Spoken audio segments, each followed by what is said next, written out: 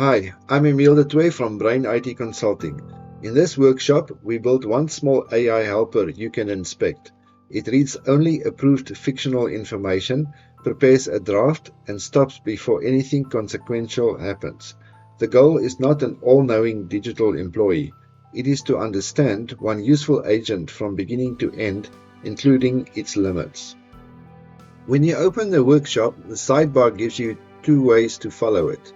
Watch the build is for understanding what each part does, what enters the process, and what evidence you should expect before trusting the result.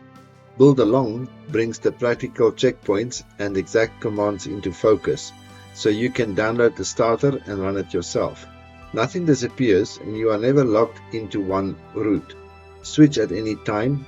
The workshop remembers your choice in that browser. The helper follows a 5-part loop.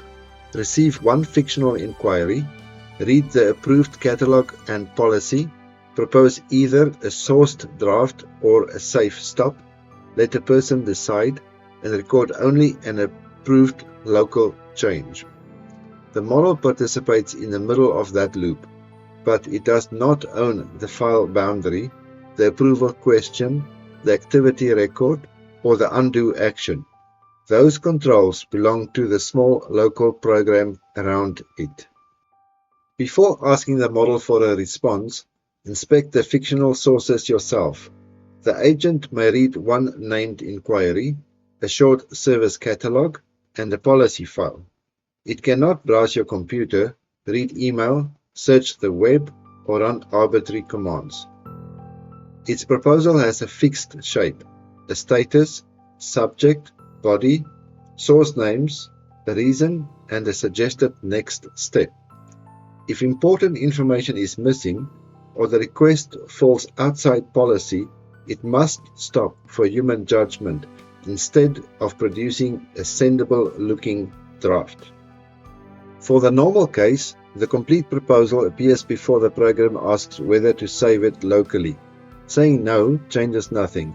Saying yes authorizes only that visible right, not sending a message, booking work, or approving future drafts. An approved save creates a local history entry, and the workshop includes an undo path. That means you can answer the 3 practical questions. What changed? Why was it allowed?